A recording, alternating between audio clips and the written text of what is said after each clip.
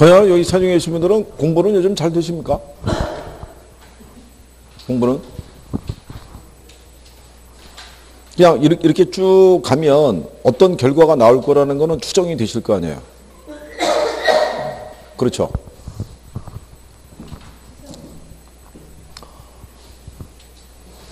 모의고사를 이렇게 보시고, 모의고사 안에서 내가 할 수 있는 거, 안 되는 거, 이런 거 이제 확인을 좀 해보시고, 그렇죠? 지금은 뭐 아마 저쪽에서 이제 출제한 걸로 아마 여러분들이 시험을 보신 것 같은데, 좀 지나면 나중에 이제 뭐 외부 모의고사도 보고 그럴 수 있겠죠. 그러면 이제 좀 더 객관적으로 평가할 수 있을 거고, 그렇죠? 그래도 기본적인 나오는 베이스는 다 비슷해요. 그게 못 풀 문제도 아니고, 그렇죠? 근데 이제 간단한 문제인데도 내가 그게 구별이 안 돼서 틀리고 있다는 거는 그쪽에 정리가 전혀 안 됐다는 얘기죠. 그렇잖아요. 그러니까 그리고 또 말씀을 드렸지만 공부한 거하고 점수하고는 바로 직결은 안 돼요. 그렇죠? 네. 공부한 시간은 꽤 오래됐는데 나름대로 열심히 공부했다고 생각했는데 점수는 기대치에 못 미칠 때가 있어요. 그거는 문제를 풀어봐야지 이제 좀 늘어나요. 문제를 이렇게 쭉 풀어서 적응이 좀 되셔야 돼요. 그러니까 아직은 뭐 점수 갖고 크게 신경은 안 써도 되는데 단 보완은 꾸준히 하셔야 돼요. 이론을 계속 보는 것도 나중에 문제 풀 때 그게 다 원동력이 돼요. 그러니까 지금 점수에는 크게 연연하지 마시고 실력을 쌓는데 주력을 하세요. 실력을 쌓는데. 그리고 개론이 뭐 잘 안 되거나 그렇게 되면 왜 안 되는지에 대한 분명한 이유가 있을 거예요. 그죠? 그러니까 그거는 담당하는 선생한테 현재 내가 이런 식으로 공부하고 있는데 이게 제대로 하고 있는 건지 그것도 확인을 해봐야 돼요. 혼자서 잘못된 선택을 해서 제가 그렇게 공부하면 안 된다고 그랬죠. 3, 4, 1은 죽어라고 민법만 하고 3, 4, 1은 죽어라고 개론만 하고 그러면 제가 물어봤어요. 젊은 친구에게. 너 이거 들은 거 기억이 며칠 동안 유지가 되냐? 그러니까 최대 4일까지 유지가 된대요. 4일까지가. 그러면 결론 오늘 수요일이잖아요. 그럼 걔가 오늘 수요일 날 배워가지고 아무것도 안 한 상태에서 이번 주가 지나면 다 까먹는다는 얘기잖아요. 결론은. 일주일 뒤에 저를 만나면 다시 또 신선한 표정으로 앉아있을 거 아니에요. 그렇잖아요. 그거는 여러분들이랑 똑같다는 얘기죠. 근데 우리의 기억은 이틀 반을 못 넘겨요. 그러면 걔들보다는 한 번은 더 봐야 된다는 거잖아요. 그래야지 밸런스가 맞다는 얘기잖아요. 그렇죠? 근데 우리는 한 번 더 보는 게 아니라 한 번을 덜 보고 있다는 얘기죠, 지금. 그렇게 되면 뭐 결과는 불을 보듯이 뻔하잖아요. 주변에서 여러분들에게 기대를 갖고 있는 사람들이 있잖아요. 그렇죠? 될 거라고. 굳게 믿고 있는 사람들이 있잖아요. 그 사람들 위해서도 힘을 내야죠. 이천영, 지난주 왜 안 나왔어? 왜 꼭 나오다가 왜 또 결석하는 거야, 이거?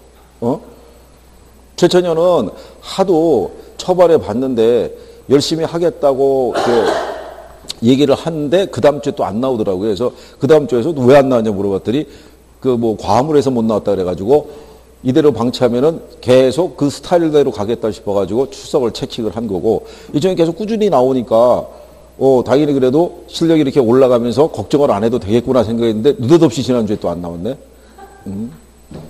빠지면 안 돼? 빠지면? 근데 여기 지금 젊은 사람이 여기 지금 본인밖에 더 있냐고. 본인이라도 돼야 될 거 아니야, 지금 이거. 큰일 났잖아, 이거. 열심히 해주시고. 자, 화폐 시간가치 개념을 정리하시는데, 우리가 지난번에 투자라는 건요, 현금 수입하고, 현금 지출을 우리가 교환하는 게 투자라고 그랬고요. 지출은 현재 발생하죠. 수익은 언제 발생해요? 미래. 그러면 돈의 흐름이 다르게 나타나잖아요. 그죠? 서로 다른 시점에 현금 흐름이 발생하는데 투자의 결정은 언제예요? 현재 할 거 아니에요. 현재. 그러니까 우리는 하나의 시점을 기준으로 돈의 가치를 비교해서 투자 여부도 결정할 수 있어야 되고 현재 내가 투자한 금액에 대한 미래 가치 있죠. 그 가치의 크기를 가지고도 투자 여부를 판단할 필요가 있잖아요. 그죠? 지난번에 제가 이런 예를 들어드린 거 기억하세요? 1,000만 원 투자해서 1,200만 원의 현금 흐름이 발생하는 사업이 있다. 우리 투자한다 그랬어요? 투자 안 한다 그랬어요? 1,000만 원 투자해서 1,200 벌면 투자해야 해요. 이거 우리 따져봐야 된다 그랬잖아요, 이거. 이거를 가지고 투자 여부를 결정할 때는 먼저 이자율을 따져봐야 되고 이자율이 10%라는 조건에서는 일단 투자를 고려할 수 있다고 그랬죠. 1000에 10%면 1100인데 1200의 현금 흐름이 있으니까. 그 다음에 두 번째는 기간을 봐야 된다고 그랬죠. 얘가 1년 후에 발생하는 조건이면 투자할 수 있지만 2년 후에 발생하는 조건이면 투자를 못한다고 그랬죠. 왜냐하면 여기서 이자 계산은 복리 계산이라고 그랬잖아요. 그러니까 이런 부분에 대한 개념을 누가 알아야 된다. 중개업자가 일단 알아야 될 거 아니에요. 그래서 이제 투자자에게 투자를 권유할 때 단순하게 이거 투자하면 그냥 몇 프로 벌 수 있어요. 이런 거는 안 맥힐 거 아니에요. 그죠?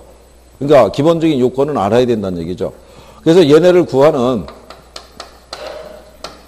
자본하는 개수가 각각 세 가지씩 있죠. 미래 가치를 구하는 애들이 있고, 그 다음에 뭐를 구하는 애들이 있어요? 현재 가치. 그래서 미래 가치 구하는 애들 보면은 내가 개수라고 있죠. 지금 제가 내가 개수라고 얘기했는데, 이거는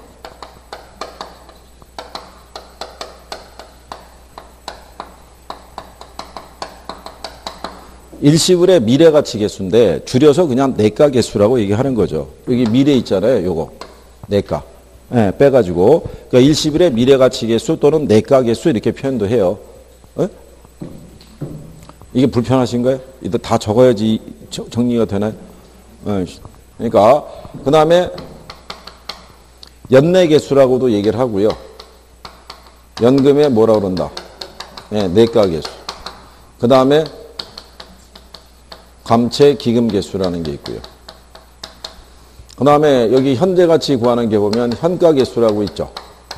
현가 개수는 일시불의 현재 가치 개수를 줄인 거예요. 그죠? 그 다음에 연금의 무슨 개수? 현가 개수. 그 다음에 뭐가 있다? 자, 이렇게 돼 있을 때 지난번에 요게 또 시험상에서 인용을 잘 해줘요. 저당상수가. 저당상수는 뭐 구할 때 쓴다 그랬어요? 어? 얘는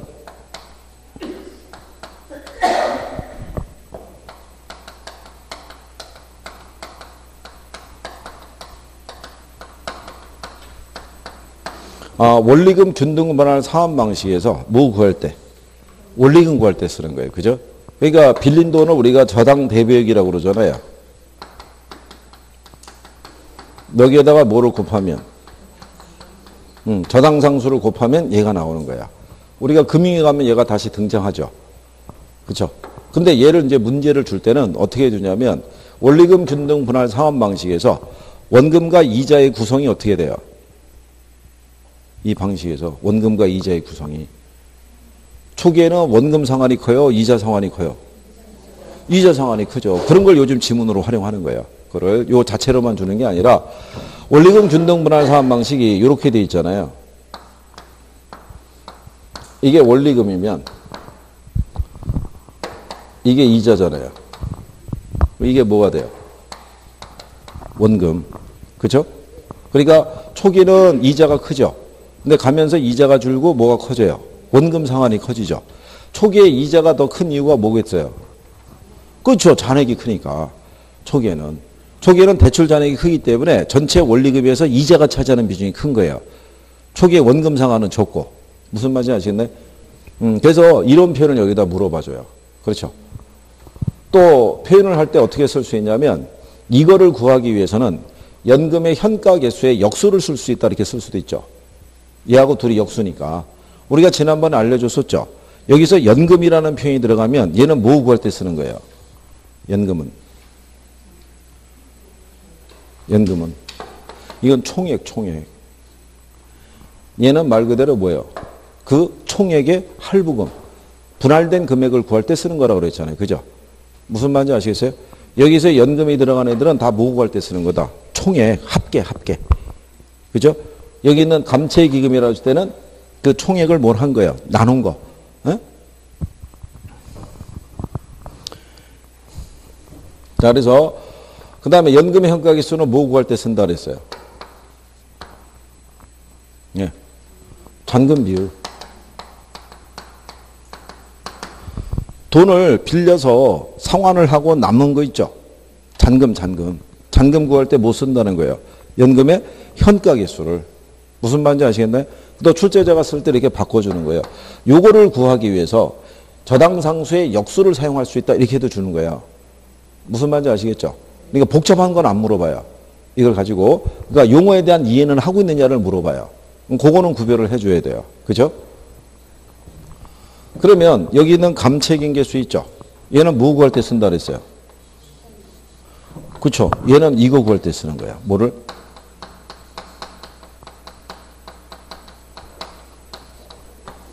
주택연금. 주택연금이라는 것은 자기가 소유한 집을 담보로 해서 매달 생활비 쪽으로 해서 대출을 받는 거죠. 그래서 연금 형식으로 지급받는 구조잖아요. 그죠? 그러니까 이것도 알아야겠죠. 주택연금에 대한 거. 그러니까 얘하고 반대죠. 그죠? 움직임에 대한 게. 그래서 기본적으로 구별하셔야겠고, 그 다음에 역수관계를 알아야 된다고 그랬었죠. 네. 얘하고의 역수가 뭐예요? 현가계수, 현가계수.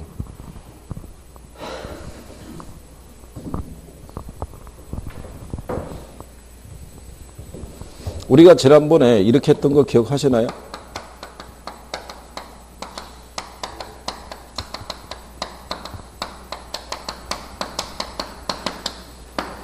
자, 이렇게 분수가 주어져 있을 때 분모는 대부분 값을 주어지고요. 분자가 미지수라고 그랬죠. 예, 그러면 요 개수 앞에 있는 애 있죠. 예, 일시불의 미래가치 있잖아요. 이게 분자에 해당이 된다고요. 그러면 여기 있는 것은 우리가 구하고자 하는 거는 뭐를 구하고자 하는 거예요? 미래가치를 구하기 위해서 여러분들에게 뭐를 줘요? 현재 가치를 주는 거예요. 그러면 어떤 식으로 주냐면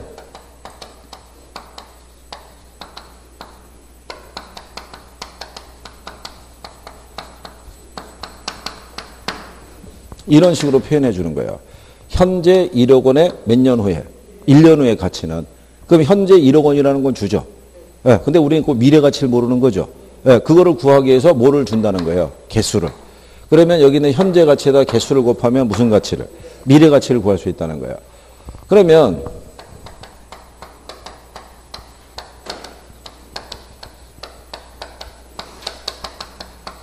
일시불의 현재 가치 개수가 있죠. 그럼 우리가 구하고자 하는 것은 개수 앞에 있는 애를 구하고자 하는 거야. 그러면 얘가 결국 어디로 가요? 그러면 얘를 구하기 위해서 우리에게 뭐를 준다? 그렇죠? 미래 가치를 주죠. 그러면 이렇게 주는 거예요. 3년 후 1억 원의 무슨 가치는? 현재 가치는? 이렇게 준다고요. 그죠? 네. 그러면 우리가 구하는 부분에 있었을 때 일시불의 현재 가치니까 3년 후에 1억 원이라는 건 줘요, 안 줘요? 주죠. 그거를 구하기 위해서 우리에게 주어지는 거는 뭐를 주어진다는 거예요? 미래 가치를. 3년 후에 1억이잖아요. 무슨 가치예요? 미래 가치죠. 그러니까 여기에다가 뭐를 곱하면 현재 가치 개수를 곱하면 무슨 가치를 구할 수 있다? 현재 가치를. 그러면 지금 분모하고 분자가 어떻게 돼요? 바뀌어 있잖아요. 그게 둘이 서로 역수라는 거예요. 현가 개수하고 뭐하고? 내가 개수하고 둘이 서로 역수라는 거예요. 역수. 무슨 말인지 아시겠죠? 이렇게. 그래서 여기 보면 금액이 3년 후에 1억 원, 현재 1억 원. 금액이 한 번만 표시되죠. 이걸 일시불이라고 그래요. 그걸 뭐라고 한다? 일시불. 그러면 연금이라는 애가 있잖아요. 연금이라는 거는 요거는 일정한 기간 동안에 동일한 현금 흐름 있죠. 예, 그거를 나타내는 걸 뭐라고 한다?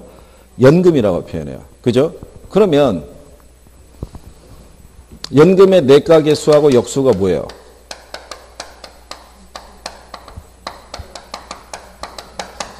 역수가 감책계수잖아요. 그러면 지금 우리가 구하고자 하는 거는 개수 앞에는 얘를 구하고자 하는 것이죠. 연금의 뭐를? 미래가치를. 그러면 이게 연금의 무슨 가치예요? 미래가치. 우리가 구하고자 하는 건 얘인데 얘를 구하기 위해서 우리에게 뭐를 주냐면 이걸 준다고요. 연금을. 그러면 뭐라고 했냐면 이렇게 주는 거죠.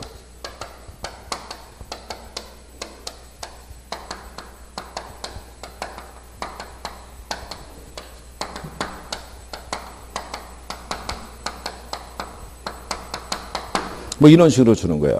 여기 보면 매년 얼마씩? 100만 원씩. 그러니까 이런 개념이죠. 매년 얼마씩?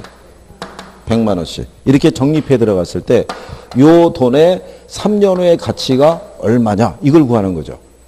무슨 말인지 아시겠어요? 그러니까 우리에게 뭐는 줘요? 연금은 주죠. 그러니까 연금에다가 뭐를 곱하면, 연금의 내과 개수를 곱하면 얘를 구할 수 있는 거죠. 미래가치. 즉 총액이죠. 총액. 이 돈을 다 합한 금액. 그러니까 연금은 총액을 구할 때 쓰는 거야. 무슨 말인지 아시겠나요? 그러면 얘하고 반대되는 게 뭐예요? 지난번에 얘기했었죠. 감채금이라는 게 뭐를 감채금이라고 그랬어요? 이게 빚을 갚기 위한 저축 개념이야. 그러니까 무슨 얘기냐면 이런 거예요. 3년 후에 270만 원 있죠. 만들기 위해 매년 적립금이 있죠. 네. 이거를 구할 때 쓰는 게 바로 뭐다? 감채인 개수인 거예요. 그러니까 감채인 개수를 구한다는 얘기는 그 수식에서 보게 되면 이렇게 되겠죠. 이 개수 앞에 있는 뭐를 구하고자 하는 거예요? 감채기금. 그러니까 얘가 바로 뭐냐면 연금이라고요. 근데 요거를 구하기 위해서 우리는 뭐를 주냐면 연금에 뭐를 줘요? 미래 가치를 주죠. 지금 3년 후에 얼마라는 거예요?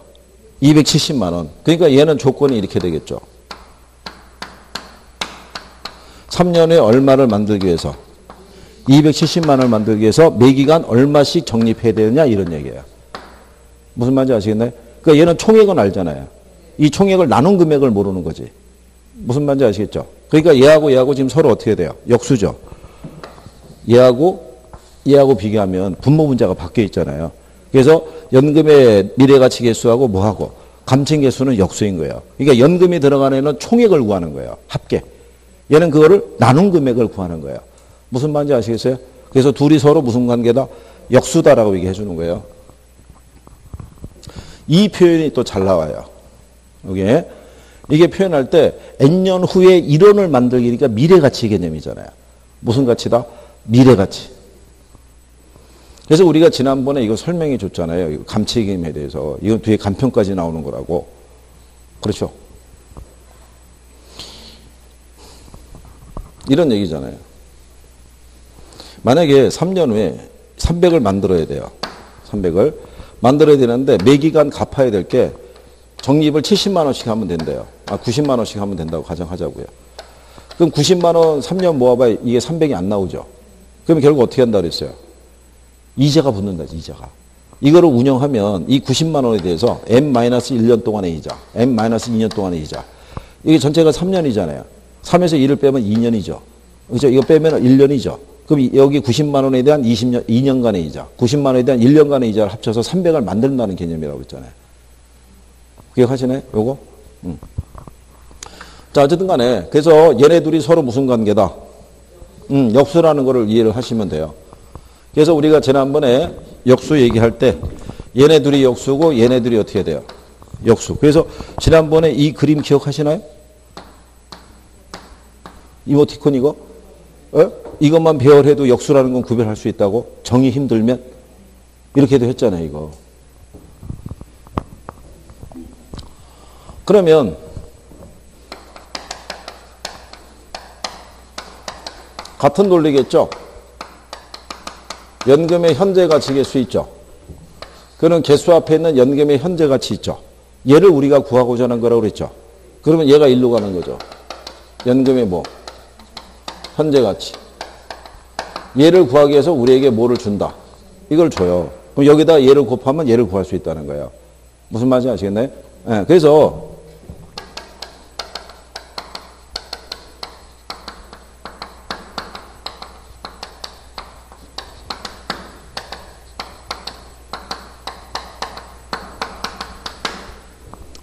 만약에 이럴 수가 있잖아요. 정년 퇴직한 다음에 정년 퇴직 후 매년 얼마씩 100만 원씩 10년간 지급받는 게 있다는 거예요. 근데 그거를 앞으로 매년 정년 퇴직 후 이걸 그 100만 원씩 받는 것보다 정년 퇴직하는 시점에 일시불로 받을 수도 있잖아요. 그러면 사람이 따져봐야 되잖아요.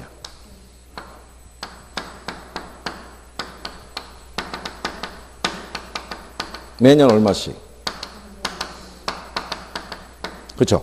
이 돈을 내가 정년 퇴직하는 시점에 이거를 일시불로 받으면 이 돈이 얼마일까? 이렇게 구하는 거잖아요. 그러니까 결국 총액을 구하는 거잖아요. 그렇죠? 연금의 현재 가치는 연금이 들어간 애들은 결국 뭐 구하는 개념이다. 다 총액 구하는 거예요. 총액. 무슨 말인지 아시겠네? 네. 그러면 요 상수 옆에 있는 저당 있죠. 요거는 말 그대로 뭐 구하는 거냐면 돈을 빌렸을 때 갚아나가는 원리금 있죠. 이거 구하는 거예요. 그러면 여러분들에게는 뭐는 제시를 해주는 거예요. 이거는 줘요. 그 우리가 구하고자 하는 게 뭐겠어요? 연금이죠.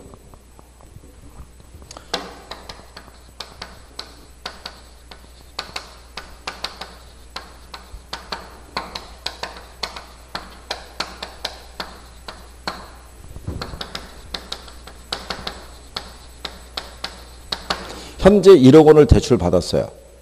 대출 기간을 몇 년으로? 10년. 그럼 10년의 기간 내에 1억 원을 갚기 위해서는 매달 얼마씩 상환해야 될까? 이거를 구하는 개념이라고요. 그러면 1년, 2년, 3년, 땅땅땅 몇 년? 현재 얼마를 빌렸다는 거예요? 1억을. 근데 이거를 갚기 위해서 매년 얼마씩 갚아야 되는 이 금액을 모르는 거죠. 그러니까 얘하고 반대죠. 여기는 이걸 알잖아요. 이 돈의 합을 모르는 거고. 여기는 이건 알잖아요. 현재 가치는. 얘를 갚기 위한 요 할부금이 있죠. 이거를 구할 때 쓰는 거잖아요. 그러니까 지금 현재 분모하고 분자가 바뀌어 있잖아요. 그러니까 둘이 서로 무슨 관계라는 거예요? 서로 역수라는 거예요. 역수. 무슨 말인지 아시겠어요? 그래서 여기서는 기본적인 뭐는 알아야 돼요? 역수관계는 알아야 돼요. 잘 활용하는 게 일단 그걸 활용해요. 그리고 어디에 적용하느냐를 물어봤을 때 제일 많이 물어보는 게 일단 얘. 저당상수. 가끔 등장하는 애가 얘. 그죠? 아직 등장 안 하고 대기하고 있는 애가 얘. 그렇죠? 그러니까 그런 것도 구별을 좀 해주시는 게 필요해요. 이거 지금 이 내용 자체는 되게 더 많은데 그 정도까지는 안 물어보니까 일단 기본적인 개념하고요. 그 다음에 역수 있죠. 이런 건 알아야 돼요. 지난번에 이게 개수 놓고 개수 구별하는 것도 알려줬어요. 그죠? 네? 개수가 혹시 나왔을 때 개수로 낼 수도 있다고요.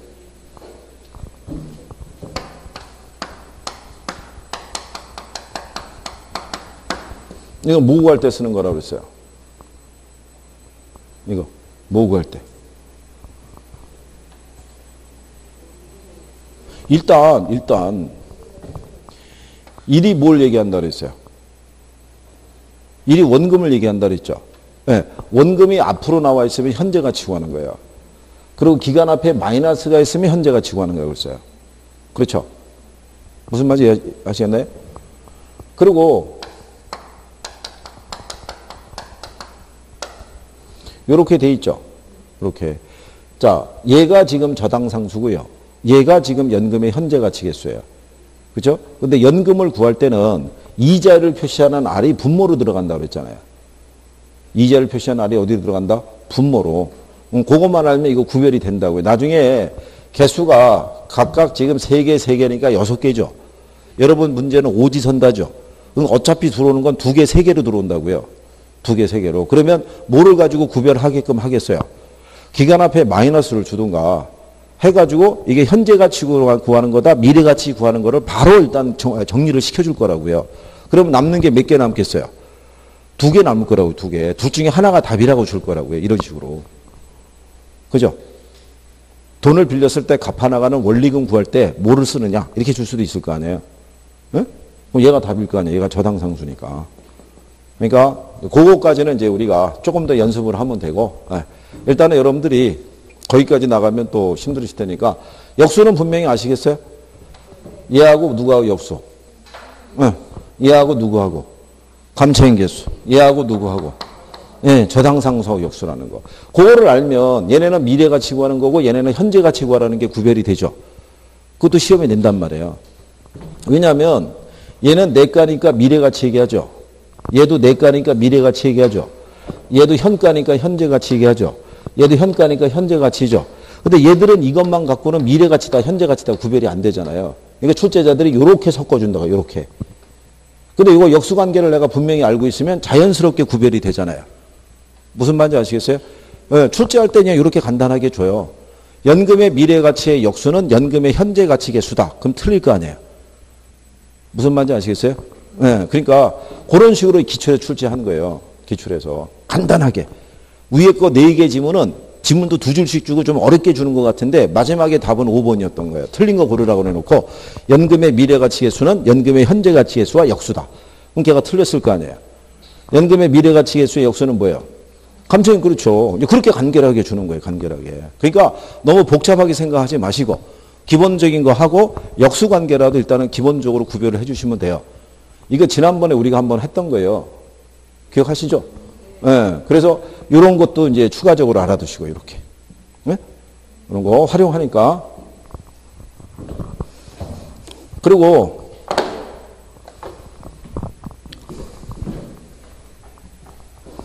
요즘 시험에 뭐 요거까지도 나왔으니까요.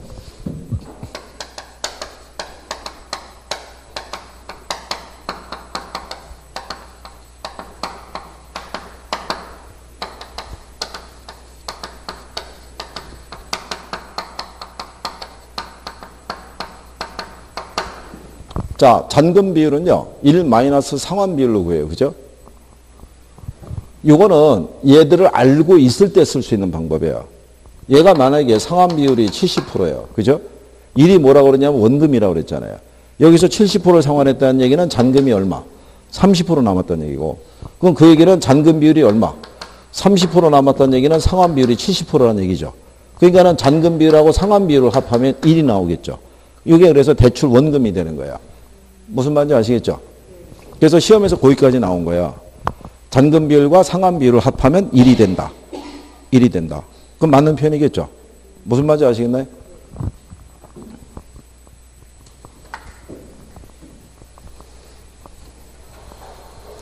그러면 여기서의 저기죠. 자, 잔금 비율 구할 때 뭐 쓴다고 그랬어요? 연금 현가계수 쓰죠? 그러면 상환 비율 구할 때 뭐 쓰겠어요? 상환 비율 구할 때.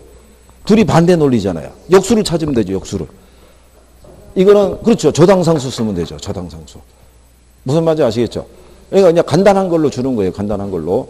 네, 그래서 나중에 이제 문제풀이 하게 되면 조금 더 가보는 거예요. 조금 더. 아직 나오지는 않았지만 조금 더 가서 시장에 이자율이 있죠. 네, 이자율이 상승하면은 저당상수와 감채인계수의 크기가 달라지겠죠. 무슨 말인지 아시겠나요? 네, 그래서 그 크기에 대한 구분이나 이런 거는 이제 그 다음 단계에서 하시면 되고, 일단은 얘들하고 친숙해지는 게 중요해요. 원래 얘들을 잘 안 좋아해요. 얘들을. 그래서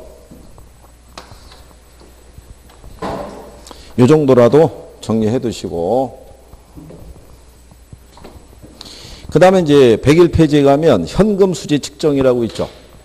예, 네, 거기는 별표 해야 돼요. 별표 3개. 시험에 자주 인용이 돼요.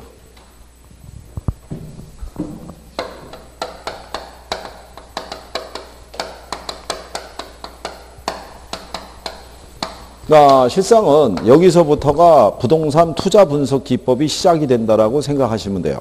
여기서부터. 자, 우리가 현금 수지를 측정할 때는 2가지를 계산한다고 그랬죠. 영업 수지를 계산하고요. 거기 보면 뒤로 가시면 뭐가? 지분 복귀에 계산한다고 돼 있죠. 그렇죠? 예. 그 왜 2가지 현금 흐름을 계산하냐면 여기서의 투자자는 이 부동산의 수명이 다할 때까지 갖고 있다는 개념이 아니라 일정한 기간만 보유한 다음에 다시 팔아버린다는 개념이라고 그랬어요. 그죠? 그래서 돈의 흐름을 2가지를 측정해야 된다고 그랬었죠. 보유 기간 중에 발생하는 수익과 나중에 이 부동산을 매각했을 때 발생하는 흐름이 있죠. 그 2가지 흐름을 같이 계산해야 된다고 얘기했어요. 그죠? 그래서 여러분들이 뒤에 가면은 그 할인연금 수지분석법에서 수년가법, 수익성지수법, 내부승률법 배우죠. 거기 가면 현금 유입이라고 있죠. 그 유입이 2가지로 되어 있는 거예요. 운영수익하고 무슨 수익? 매각수익 2가지 흐름이. 그렇죠? 자, 우리가 또 이제 기억을 한번 또 해서 정리하면 되죠. 이거를 영업수지라고도 얘기를 하고요. 이거를 영업 현금 흐름이라고도 표현을 해요. 그러니까 이게 원래 수지라고 얘기하는 거는요. 이게 캐시플로우를 얘기하는데 돈이 들어오고 나가는 것 있죠. 처음에 이거를 번역한 사람은 이게 돈의 흐름이라는 게 나중에 쭉 판단을 해보게 되면 마지막에 나오는 게 플러스일 수도 있고 마이너스일 수도 있으니까 그냥 현금 수지라고 그래서 이렇게 번역을 했는데 요즘은 또 출제자들이 현금 흐름이라고도 번역을 해요. 그러니까 영업 수지라고 이렇게 나오든 아니면 영업 현금 흐름으로 나오든 그냥 같은 논리다라고 인식을 하시면 돼요. 그죠? 그러면 영업 수지를 계산할 때 첫 번째 단계는 뭐를 가지고 계산하는 거예요? 얘를 구해야겠죠. 가능 총소득을. 그러면 가능 총소득은 어떻게 구해요? 그거 있잖아요. 단위당 예상 임대료에다가 임대 단위수를 곱하면 되죠. 그렇죠? 네. 그러면 여러분들에게 주는 패턴이 두 가지예요. 여기 만약에 룸이 20실이 있고요. 20실에 가령 예를 들어서 연 1,000만 원씩 임대료를 받는다 그러면 이거 곱하면 되죠. 그죠? 1000에다가 20 곱하면 얼마겠어요? 2억 나오겠죠. 그래서 얼마다? 이렇게 줄 수도 있고요. 아니면 이게 면적이 3,000평방미터인데 요 중에 예를 들어서 한 80% 있죠. 80%만 임대가 가능하다 이렇게 해도 줄 수 있어요. 그러면 38에 24니까 2,400일 거 아니에요. 그런데 평방미터당 임대료가 5,000원이다. 예, 이런 식으로 해서 구하라고 유도한 적도 있어요. 그러니까 두 가지 패턴이라고 보시면 돼요. 그죠? 예, 그러니까 위에 거를 기준하게 되면 얘가 2억이라는 얘기잖아요. 여기에다가 뭐를 빼는 거예요? 공실.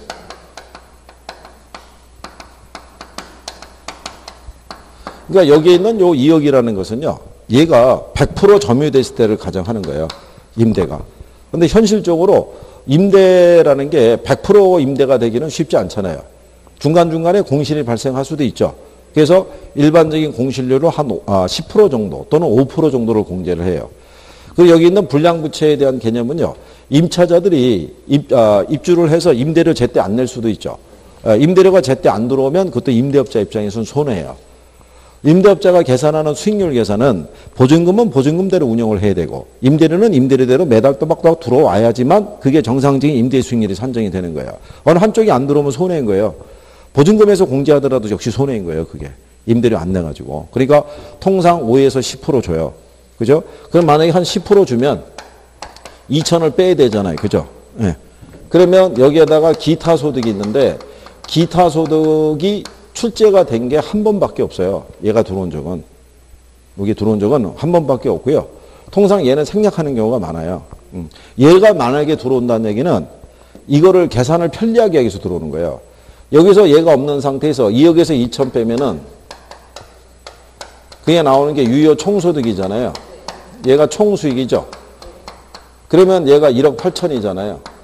여기서 영업경비를 공제할 때 이게 총 비용인데 얘를 만약에 이 경비가 유효 총소득의 35% 이렇게 주면 암산 계산이 어렵잖아요. 그러면 1억 8천 곱하기 0.35를 때려야지만 이게 금액이 나오잖아요.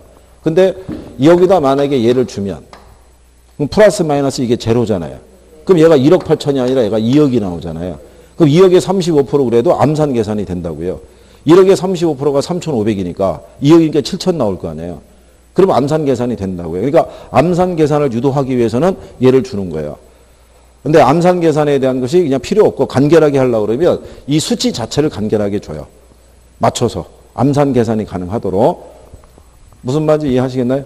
네, 그래서 이렇게 준다는 얘기예요. 그래서 얘가 만약에 2억이 있어서 그래서 얘가 만약에 2억이 된다 그러면 얘를 만약에 통상 주는 게 35% 주든가 50% 주든가 막 이렇게 줘요. 암산 계산이 가능하게끔. 그죠? 그러면 얘 만약에 50% 줬으면은 이게 얼마겠어요? 1억이죠? 그럼 여기 나오는 순영업소득이 얼마겠어요? 얘가 1억이겠죠? 여기까지 계산하는 것도 출제해요. 여기까지. 그 여기까지 순영업소득을 계산할 때는 이거를 이런 식의 배를 안 주죠. 이렇게 주겠죠. 요거를 계산해서 들어와라. 이렇게. 무슨 말인지 아시겠죠? 여기까지 계산하라 그러면 요거를 간결하게 안 준다고요. 이거를 간결하게 주는 거는 그냥 순서대로 내려오면 그냥 계산이 되잖아요. 그러니까 최소한의 기본 계산을 해야 되질 거 아니에요. 그럴 때는 이 패턴을 이렇게 준다고요. 순영업소까지 들어올 때는. 만약에 끝까지 내려가는 거면 그냥 간결하게 줘요. 왜냐하면 여기 끝까지 가는 게 1분 내 계산하기가 쉽지가 않아요. 숙달이 돼 있어야지 하지. 그래서 그런 개념인 거예요. 무슨 말인지 아시겠어요? 네, 그런 거예요. 그 다음에 이제 여기서 뭐를 빼요?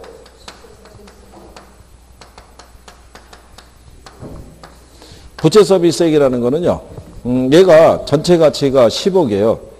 10억인데 이 중에 6억 원 빌렸어요. 가령 예를 들어서 이자율 5%로. 그죠? 그리고 나머지 4억은 내 뭐로 투자했다? 지분으로. 그런데 조건은 만기 상환 조건이라고 그냥 가정하는 거예요. 이거 계산할 때. 원래 이걸 좀 디테일하게 주면은 그 조건도 다 줘야 되는데 출제자들이 거기까지는 디테일하게 안 줘요. 실상 이거 문제상에 오류가 있는 것도 있어요. 근데 저희가 알아서 계산을 하고 넘어간 거지. 근데 어쨌든 6억에 5%면 3천 줘야 되잖아요. 만기 상환 조건이면. 이자만 내면 되니까. 그럼 남는 게 세전이잖아요. 그러면 세전에 대한 남는 게 얼마예요? 7천. 여기서 이제 뭐를 빼야 돼요? 네, 영업소득세 빼야 돼요. 그렇죠. 그럼 영업소득세를 계산을 해야 되잖아요. 계산은 이제 배기 폐지가 하면 있겠죠.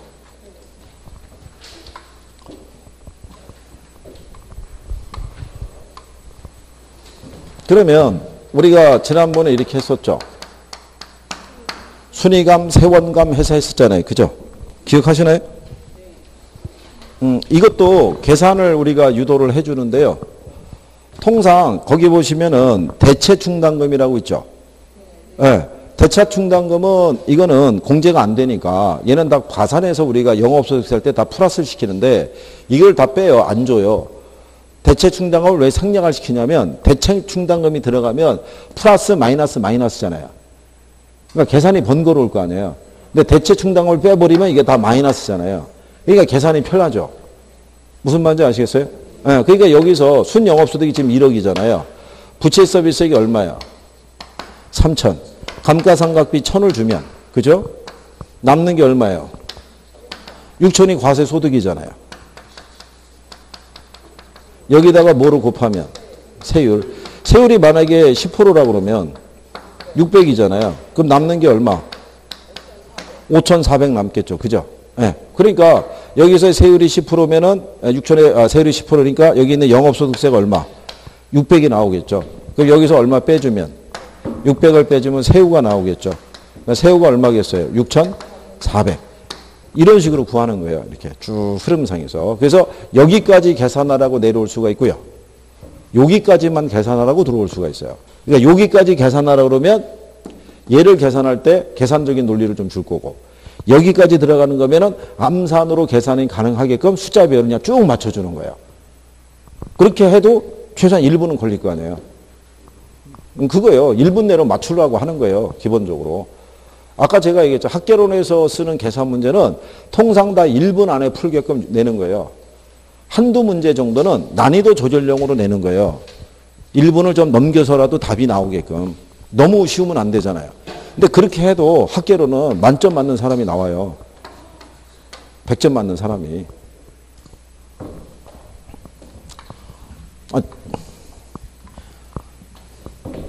그러니까 여러분들은 이게 잘 납득이 안 되시겠지만 얘가 점수 따기는 또 좋아요. 학개론이. 이게 점수 따기는 좋은데 처음에 할 때는 용어가 일단 낯설고 그 다음에 대부분의 학원에서 이거를 먼저 공부해요. 민법을 가지고 11월 달에 나왔던 1월 달에 나왔던 3월 달에 나왔던 이거부터 하는 거예요. 이거부터 해서 시간을 많이 쏟아부었는데 생각만큼 점수는 안 나와요. 얘가 거의 시험에 임박할 때 이게 올라간다고요. 쭉. 민법이 어렵잖아요. 그렇잖아요. 그러면 얘만 치우쳐서 하다 보니까 얘를 공부를 안 해요. 개론은. 그러고 난 상태에서 5월 달이 딱 들어가니까 얘도 이제는 해야 될 것 같은 거예요. 그래갖고 이제 모처럼 마음을 먹고 학개론을 들여다봤더니 어려운 거예요. 왜 어렵냐면 안 했으니까 어려운 거죠. 안 했으니까. 얘를 만약에 초반에 민법 공부하듯이 학개론에 투자를 했으면 지금 학개론이 용어가 많이 익숙해졌을 거라고요. 공부 하나도 안 하다가 5월 달에 임박하니까 이제 한번 들여다보려고 그랬더니 아이고 얘가 봤더니 웬 그래프가 돌아다니고 웬 수익률도 나오고 이런 게 여기 숨어 있었단 말이야. 그들이 막 계산 논리가 나오고 난리가 아닌 거예요. 그죠? 그러니까 오늘도 그렇죠. 이번 주도 학개론 시간에 이거 했잖아요. 오늘 이후로 선생들 중에서 이걸 갖고 얘기하는 사람이 없을 거예요. 그렇잖아요.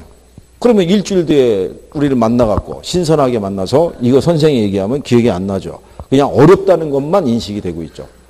그렇잖아요. 얘를 어떻게 하면 좋지? 막 이렇게 되는 거예요. 그러면 그때부터 방황하기 시작하는 거예요. 그때부터. 그리고 공부 안 하고 이렇게 시간이 흘러가게 되면 나중에 10월 달 되면은 찾기 시작하는 거예요. 천기누설을 찾아서 막 가는 거예요. 그죠? 아, 천기누설이 어디 있겠어요. 그죠? 용어 익숙해지면 돼요. 연습하면. 결국 중개사 수업은요. 반복이에요. 반복. 회독 싸움이에요. 회독. 누가 한 번 더 도느냐가 그게 점수를 맞는 관건이 되는 거예요. 그러니까 지금도 충분한 거예요. 그죠? 용어 익숙해져서 하시면 돼요. 예, 어렵게 안 나와요. 학계로는. 예? 나중에 제가 장담하는데 학교에서 투자 이렇게 열심히 하죠. 나중에 여러분들이 9월달, 10월달 되면요. 왜 이렇게 간단한 걸 가지고 그때 내가 이렇게 어렵게 생각했지? 이런 얘기들을 다 보편적으로 해요. 공부하고 나면. 그게 학계론의 맹점이에요. 이게. 자, 그래서 이렇게 구하는 거예요. 어? 순서 알아둬야겠죠. 예, 이게 중요한 거예요. 이거. 시험에 잘 인용을 해줘요. 그 다음에 그 밑에 가면 지분 복귀액의 계산이라고 있죠.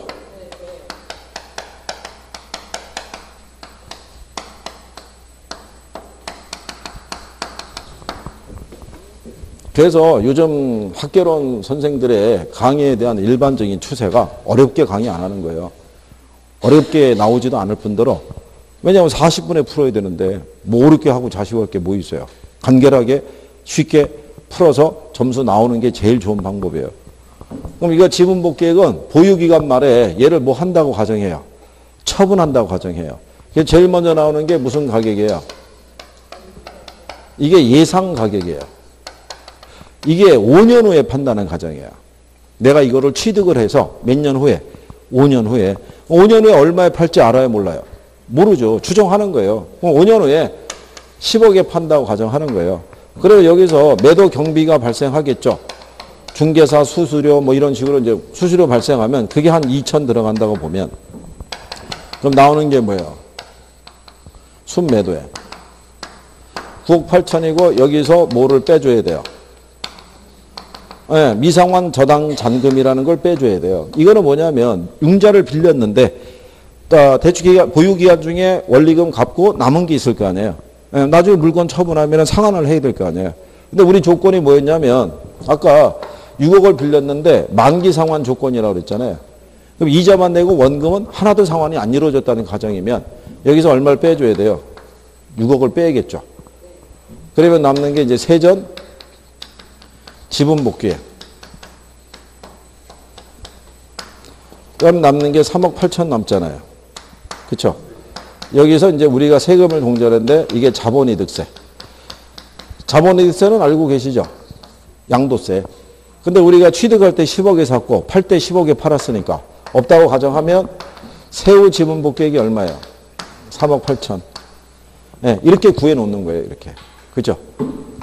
이렇게 구해야지만 이거를 매개로 나중에 우리가 할인연금 수지 분석법 있죠. 네, 이걸 가지고 적용할 수 있다는 거죠. 그죠? 자, 무슨 얘기냐면요.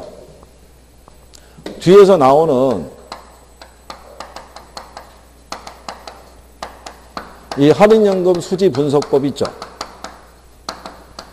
이 분석법에서 보면 얘들을 비교해요. 현금 유입에 뭐하고 현가 합과 현금 유출이 있죠. 유출의 현가합을 서로 뭐한다? 비교한다고요. 그래서 얘를 차감해서 구할 수도 있고 나눠서 구할 수도 있고 두 개를 갖게 하는 수익률, 내부 수익률의 세 가지를 갖고 얘기를 하죠. 그럼 그때 여기 있는 요 유입이 있죠. 유입이 두 가지인 거야. 하나가 저거, 하나가 이거. 여기 세후연금 수지 했죠. 그 다음에 여기 뭐 있어요? 세후 지분복귀겠죠. 그러니까 유입의 계산은 이렇게 가는 거야.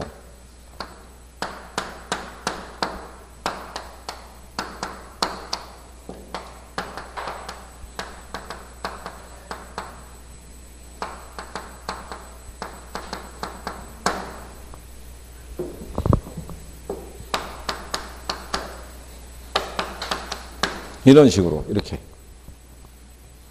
여기 6,400 있죠. 여기 세후 현금수 6,400 구했잖아요. 요게 매년 똑같다는 가정하에. 그죠? 요게 같은 금액이죠. 그러면 아까 배웠잖아요. 예? 앞으로 5년간 매년 얼마씩 6,400만 원씩 발생하는 금액에 대한 무슨 가치? 현재 가치. 그럼 이게 연금의 현재 가치 쓰면 되죠. 그러면 6,400에다가 뭐를 곱하면 되고 연금의 현가 개수를 곱하면 되겠죠. 그 다음 여기 4억 4,400이라고 돼 있죠. 요거는 뭐냐면 요 금액 있죠. 이거하고 저기 있는 6,400을 합한 거예요. 6,400을. 왜냐하면 요때 나중에 팔 거 아니에요. 5년 후에. 파는데 1년이 1월 1일부터 12월 31일까지 있죠. 이때 판다는 과정이에요. 그럼 1년 동안에 이 수익은 발생했을 거 아니에요. 그러니까 두 개 흐름을 합해 준 거예요. 그럼 나중에 계산할 때는 4억 4,400을 여기다 놓으면 안 되죠. 거기서 6,400은 빼고 나머지 얼마만? 3억 8천만. 그러면 여기다가는 뭐를 곱해야겠어요? 5년 후에 3억 8천의 현재 가치를 구하는 개념이니까 금액이 한 번만 제시된 거죠. 그러니까 얘는 일시불을 써야죠. 그러니까 얘는 일시불에 뭐를? 예, 현가 개수를. 그러면 여러분들에게는요, 이거를 줘요, 수치로. 기출해서 이런 패턴으로 준 거예요. 그러면 각각 나온 금액을 합하면 걔가 유입에 뭐가 돼요? 현가죠, 현가. 이 금액에서 내가 유출한 돈이 있죠. 예, 유출은 뭐로 계산한다고 그랬어요? 유출은 지분 투자에. 이게 세후 기준 하니까. 그럼 내가 지분 투자한 게 4억이잖아요. 6억은 빌렸고. 그럼 걔하고 비교하는 거예요, 걔하고. 그래서 그걸 계산하면 뭐가 나온다? 순현가가 나오죠, 순현가가. 이런 식의 패턴으로 계산하는 거예요, 흐름은. 그러니까 요 패턴으로 계산하는 건 한 번 나왔어요, 한 번. 한 번 나오고 이제 출제는 안 되고 있고. 그러니까 어쨌든 간에 요거는 제가 그 과정만 보여드린 거예요. 이것까지 다 계산해야 되나? 이렇게는 신경 안 써도 돼요. 무슨 말인지 아시겠죠? 예, 표정이 뭐 이거 계산해야 된다 그러면 막 당장이라도 이거 때려칠 것 같으니까 빼고. 그러면 요즘은 얘들 순서는 꼭 기억해야 되고요. 가로놓기도 나와요. 그리고 여기서 주의하실 거는 얘가 세전이고 세후죠. 여기는 영업소득세고 여기는 자본이득세예요. 예? 이게 표현이 바뀌었는데 휙 들어가면 안 되는 거예요. 여기가 세전 지분복객, 세후 지분복객이 있으면 영업소득세가 들어오면 안 되는 거예요. 뭐가? 자본이득세가. 그냥 뒤는 보지도 않고 세전과 세후만 보고 영업소득세 이렇게 해서 큰일 나는 거예요. 그죠? 배열을 할 때. 그리고 다음에 지금까지 여러분에게 낸 거는요. 이렇게 한번 생각해 보세요. 요게 없어요. 뭐가 없다? 기타 소득이. 그러면 내려갈 때 논리는 다 마이너스예요. 그죠? 그러니까 요즘 출제자들이 슬슬 이걸 활용해요. 거꾸로 올라가는 건 플러스예요. 무슨 말인지 아시겠죠? 그러니까 계산할 때도 활용하는 거예요. 계산할 때도. 그러니까 이거 표현도 알아두시면 돼요. 여기는 세전에다가 부채 서비스액 더하죠. 그럼 뭐가 나와요? 그렇죠. 계산할 때 이렇게 유도해요. 그러니까 순영업소득을 안 줘요. 안 주는 대신에 요거 두 개를 줘요. 그러면 두 개를 합하면 얘가 나오잖아요. 네, 그렇게 구해서 계산하라고 주는 거예요. 무슨 말인지 아시겠죠? 네, 그러니까 더하는 개념도 알아두셔야 돼요. 그래서 순영업소득에다가 영업경비 더하면 뭐가 나온다? 유효총소득이 나오죠. 유효총소득이. 그러니까 그런 식의 배열도 요즘 나오고 있는 추세니까 그런 것까지도 인식을 해 주셔야 돼요. 그죠? 무슨 말인지 아시겠어요? 그러니까 이 흐름이 아주 중요해요. 흐름 자체가. 그래서 정리를 꼭 해 두셔야 된다는 거. 요것만 잘해도요. 웬만하게 이쪽에서 나오는 문제는 풀 수 있어요.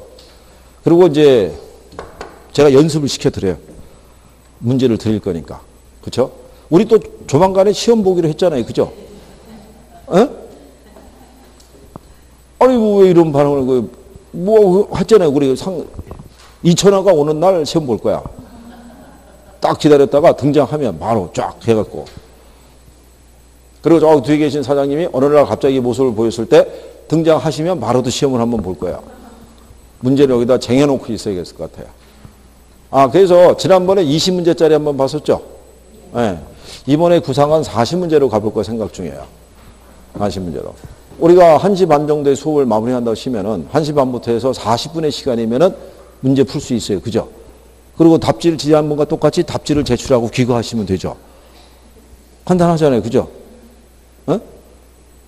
아니, 좀 이렇게 다양하게 풀어보는 것도 방법이잖아요. 그죠? 어? 그러면 제가 확인도 되죠. 어쨌든 되긴 돼야 되잖아요. 그죠? 중요한 건 그거잖아요. 그죠? 아니, 세종시에 자존심이 있지. 그렇지 않겠어요? 제가 그랬죠. 전국에서 예의주시하고 있다고. 에? 여기 학원이 처음 생겼는데 과연 그쪽 사람들은 공부를 잘할까? 제가 여기서부터 이제 오늘서부터 이렇게 한 3일을 이제 쭉 돌아야 되는데 그쪽에 학생들이 물어보는 거예요. 거기 학생들은 공부 잘하나요? 이렇게 물어보는 거예요. 그죠? 그래서 내가 그랬죠. 전국 최강이라고. 왜요? 여기 분위기는 전국 최강이잖아요. 그죠? 그 분위기라는 표현은 안 쓰지만 전국 최강이라고 얘기해 주고 있는 거예요. 그러니까 알아서 하셔야 되는 거예요. 그죠? 이거 정리하신 거고. 자, 이제 잠깐 쉬었다가 투자 분석 기법을 하시죠.